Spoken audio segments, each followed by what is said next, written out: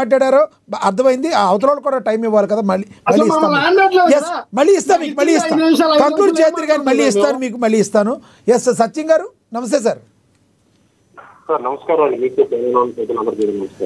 సచిన్ గారు ఎలా చూడాలి ఈరోజు డిబేట్ జరుగుతున్న తీరైతే మీరు చూశారు. పవన్ కళ్యాణ్ గత 2 రోజుల క్రితం ఏదైతే రెడ్ శాండిల్ స్మగ్లర్స్కి ఒక అల్టిమేటం అయితే ఇచ్చారు, ఈ సినారియో మొత్తాన్ని ఎలా చూడాలంటారు? సార్ మన ముఖ్యమంత్రి గారు ఏమంటున్నారంటే Pawan Kalyan deputy chief minister అయి ఉన్నప్పటికీ తెలుగుదేశం మాట చేసి గెలిచేసి డిప్యూటీ సీఎం అయినప్పటికీ డిఎస్పీని కూడా ట్రాన్స్ఫర్ చేసుకోలేకపోతున్నారు. కానీ మా ప్రభుత్వంలో అందరినీ కూడా కేంద్ర ప్రభుత్వం ఉంచుకొని మాకు సచిన్ గారు కొంచెం గట్టిగా మాట్లాడండి, మీరు వాయిస్ గట్టిగా మాట్లాడండి సార్. అది చెప్పడం ద్వారా అంటే టీడీపీ జనసేన అది టీడీపీ వైసీపీ ఒకటే, మా ఇద్దరిది ఒకటే, మా ఇద్దరు సంబంధాలు ఇటువంటి మధ్యలో పవన్ కళ్యాణ్ ఎప్పుడు పైకి రానేమో అని చెప్పదలుచుకున్నారా లక్ష్మణ్ గారు ఏంటి? రెండోది పవన్ కళ్యాణ్ డిఎస్పీ ట్రాన్స్ఫర్ చేయడానికి, సిఏ ట్రాన్స్ఫర్ చేయడానికి, లేబర్ పనిచేసి చేయడానికి అతని లక్ష్యం వేరు, అతని సిద్ధాంతం వేరు. ఇక మన ఎవరు కె ప్రసాద్ గారు మాట్లాడుతూ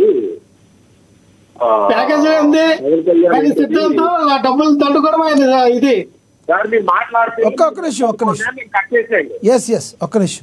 లక్ష్మణరావు గారు మీకు ఇస్తారా? ఎస్ ఆయన అభిప్రాయాన్ని తీసుకోనివ్వండి. చెప్పండి సచిన్ గారు చెప్పండి. ఇప్పుడు కేఎస్ ప్రసాద్ గారు కానీ నేను కానీ లేదా లక్ష్మణరావు గారు కానీ ప్రజలకు అర్థం చేసుకోవాల్సింది ఏంటంటే పవన్ కళ్యాణ్ అనే వ్యక్తి ముఖ్యమంత్రి కాదు. అతను తన శాఖలకు ఉన్న ఎన్ని శాఖలు ఉంటాయి, 4 ఉన్నాయి, 5 శాఖలు, ఆ శాఖలకు మంత్రి.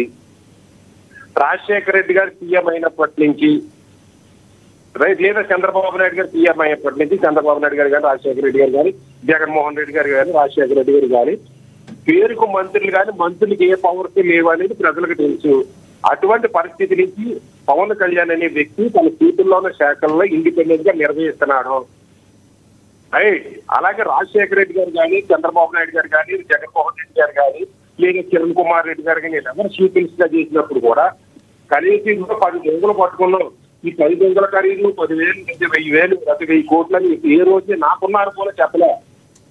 కానీ పవన్ కళ్యాణ్ అనే వ్యక్తి అటవీ శాఖ మంత్రి తీసుకున్న తర్వాత అక్కడక్కడ పట్టుకున్న దొంగలన్నీ లాట్ వేసి పెడితే దాని ఖరీదు ఎలా 7,000 నుంచి 7,000 కోట్లు, 10,000 కోట్లు అంటున్నారు. అది పవన్ కళ్యాణ్ సాధించిన విజయం కాదండి. అది కనిపించలే మా ప్రసాద్ గారికి. రాత్రి వచ్చాడు, పొద్దున వచ్చాడు, రాత్రి పోయాడు, మళ్ళీ పొద్దున వచ్చాడు అని. ఆయన ఎప్పుడు వస్తే మనకి ఎందుకంటే ప్రభుత్వం డబ్బులు అయితే ఖచ్చితంగా ప్రశ్నించాలి మనం ప్రజల తరఫున. అతను సొంత డబ్బులు దోనికి ఖర్చు పెట్టుకుంటున్నాడు. మనకు పని ఏంటండి? సొంత ఫ్లైట్ లో వచ్చాడు, అన్నగారి ఫ్లైట్ ఏదో అసలు ఇప్పుడు 5,000 కోట్లు లేదా 10,000 కోట్లు అంటున్నారు. లేదా 5,000 కోట్లు సేవ్ చేశాడు కదండి. మరి జగన్మోహన్ రెడ్డి గారు ఏమైనా చేయగలిగారా? లేదా రాజశేఖర రెడ్డి గారు ఎప్పుడైనా చేయగలిగారా? లేదా 70 సంవత్సరాల చరిత్రలో ఏ చీఫ్ మినిస్టర్ అయినా ఈ 100 దొంగలు పట్టుకోగలిగాడా? ఇంకో ప్రశ్న ఏంటంటే పవన్ కళ్యాణ్ అనే వ్యక్తి కుంకి ఏనుగులు తీసుకొచ్చాడు. ఆ కుంకుఫు ఏనుగులు అనుకున్నాడట ఈయన. కుంకు ఏనుగులకి చాలా తెలియదు మా లక్ష్మణరావు గారికి. మా ప్రసాద్ గారు ఏమంటున్నారంటే ఏనుగులు తీసుకొస్తే మంజువాడు కూడా ఆయన తీసుకొచ్చింది పలవలేరులో పెట్టాడు. ఆయన ఎందుకు పెట్టాడు?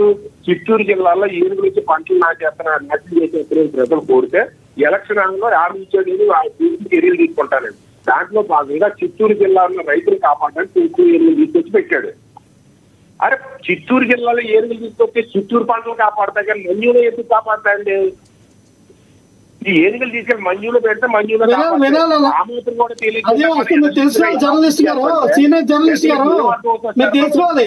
చిత్తూరు జిల్లాలో ఉన్నటువంటి పంటలు కూడా ప్రాంతాలు కాపాడతాయి. మీరు తెచ్చిన కుంకేళ్ళు 4 ఏళ్ళు కూడా చిత్తూరు జిల్లా పట్టణం తెచ్చారా? కాపాడతాయా? 4 ఏనుగులు తెస్తే రాష్ట్రానికి బారవాడిన ప్రసాద్ గారు లక్ష్మణరావు గారు అంటారు ఒక ఏనుగులు తీసుకున్నాడు, ఇంకొక ఏనుగులు తప్పలేదు. లక్ష్మణరావు గారు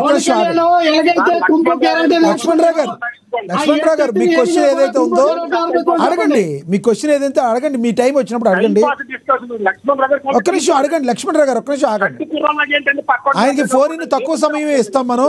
ఆయన మళ్ళీ కంక్లూడ్ చేస్తాడు, మీకు అవకాశం ఇస్తాను, మీరు అప్పుడు మాట్లాడదు. కాదండి, నాకు అర్థం కావట్లేదు. ఆయన మమ్మల్ని విశ్లేషిస్తారు, నాకు అర్థం కాదు. సబ్జెక్ట్ విశ్లేషించమనండి. సబ్జెక్ట్ విశ్లేషించకుండా మమ్మల్ని విశ్లేషిస్తారండి. ఏదో మీరు నాకు సమాధానం చెప్పేది, నాకు అర్థం కాదు. ఏది మీరు నాకు సమాధానం చెప్పేది? గెలిచి వాడు సమాధానం చెప్పడు. నువ్వు డిబేట్కి వచ్చి కూర్చుని మాడు. డిబేట్కి కనబడకుండా చీకటి దెబ్బలు ఎందుకు మాకు ఇది? ఇదేంటండి నాకు అర్థం కాదు. యాంకర్ గారు ఆయన విశ్లేషించమన్న సబ్జెక్టు ఏనుగులు తెచ్చాడు, ఏం తెచ్చాడు, ప్రసాద్ గారు ఇలా అన్నాడు, లక్ష్మణ్ ఇలా అన్నాడు, మాకెందుకు ఇదే? ఇదేంటి నాకు అర్థం కాదు. డిబేట్ మమ్మల్ని విశ్లేషించలేదు, నాకు అర్థం కాదు. ప్రసాద్ గడ్డం తెల్లబడింది, ప్రసాద్ ఏనుగులు ఎన్ని వస్తాయి కాదు. ప్రసాద్ గారు ఎవరైనా ఒక ఫోన్లో మాట్లాడినా, బయట మాట్లాడినా, డిబేట్లో మాట్లాడినా అడిగిన ప్రశ్న దానికి ఉన్నదానికే సమాధానం చెప్తారు కదా. మీరెందుకు కంగారు పడుతున్నారు? సబ్జెక్ట్ తెలుసుకుని రమ్మని చెప్పండి. లక్ష్మణ్ రావు గారు ఆయనకున్న సబ్జెక్ట్ లో మనకి అంత లక్ష్మణ్ రావు గారు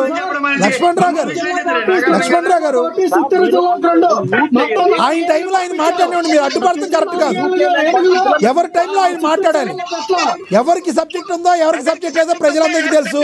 ఆయన టైంలో ఆయన మాట్లాడినివ్వండి. మీరు కంక్లూడ్ చేద్దరుగా. ఆగండి లక్ష్మణ్ రావు గారు, మీరు ఆగండి. టైం కిల్ చేయొద్దు.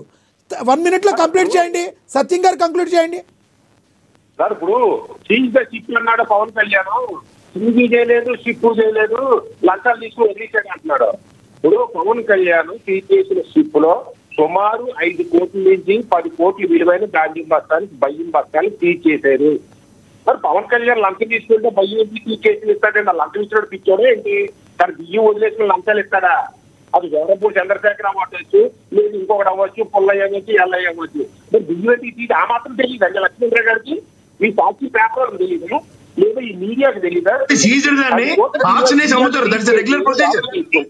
ఎవరో చిక్కుడు బాగా చేశారు, బియ్యం సీజ్ చేశారు, బియ్యం తీసుకున్నారు, దాని విలువ 10 కోట్లు. లంచం తీసుకున్నారా? అంటే మీ చంద్రబాబు మీ జగన్మోహన్ రెడ్డి రైట్. మీ దగ్గర డిస్టర్బెన్స్ ఉంది సత్యం గారు. అక్షర్ సత్యం గారు మీ దగ్గర డిస్టర్బెన్స్ వస్తుంది. కంక్లూడ్ చేయండి. లక్ష్మణ్ రావు గారు ఆయన సబ్జెక్ట్ విశ్లేషణ చేయాలంటే ముందు ఆయనకి ఇవ్వాలి.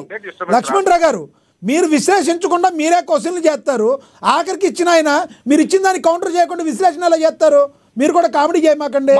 ఆయనకే ముందు ఇచ్చామనుకోండి, ఆయన సబ్జెక్ట్ లో విశ్లేషిస్తారు.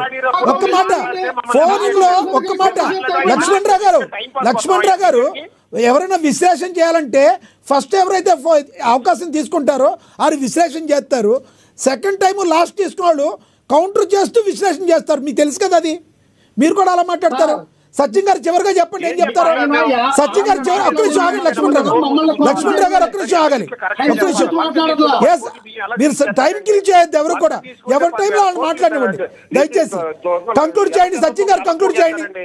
జగన్మోహన్ రెడ్డి 5 సంవత్సరాల టైంలో కానీ, రాజశేఖర రెడ్డి 6 సంవత్సరాల టైంలో కానీ, చంద్రబాబు నాయుడు గారు 14 సంవత్సరాల టైంలో కానీ ఏనాడైనా ₹1 ఎర్రచంద్రం దొంగలకు ఇది లాట్ వేసి ప్రజలకు జీవించాడా ఎవరైనా? ఏ ముఖ్యమంత్రి అయినా సరే 70 సంవత్సరాల ఆంధ్రప్రదేశ్ చరిత్రలో పవన్ కళ్యాణ్ అనేవాడు చేశాడు. దాన్ని అప్రిషియేట్ చేయాలి. పోలేరు లక్ష్మణ్ రావు గారు చేయలేరు. అది అప్రిషియేట్ చివరిగా ఏం చెప్తారు చెప్పండి సార్. పని ప్రభుత్వం డబ్బులు ఏమైనా దుర్వినియోగం చేస్తున్నాడు. ఆ దుర్వినియోగం చేస్తే ఖచ్చితంగా నిలబెడతాం. అతను డబ్బులు అతను ఖర్చు పెట్టుకుంటే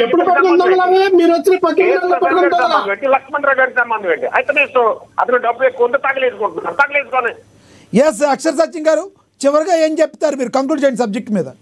సార్ ఒక ఎనలిస్ట్ గా నాకున్న అనుభవంలో నాకు ప్రసాద్ గారి దగ్గర ఉన్నంత అనుభవం లేకపోవచ్చు, లక్ష్మణ్ రావు గారి దగ్గర ఉన్న సబ్జెక్ట్ నాకు లేకపోవచ్చు. ఎందుకంటే ఇంకా ఎక్కువ సబ్జెక్ట్ ఉండొచ్చు. ఎందుకులండి ఆ తీగలు దేనికి కానీ కంప్లీట్ చేయండి. మీరు జీవితంలో నేను చూస్తాను అనుభవంలో. నాకు 70 సంవత్సరాలు అంటారా? 70 సంవత్సరాల రాజకీయ చరిత్రలో ఏ అటవీ శాఖ మంత్రి చెయ్యింది, ఏ డిప్యూటీ చీఫ్ మినిస్టర్ చెయ్యని ఘనతని పవన్ కళ్యాణ్ సాధించాడు. చేయాలి. 10,000 కోట్ల రూపాయలు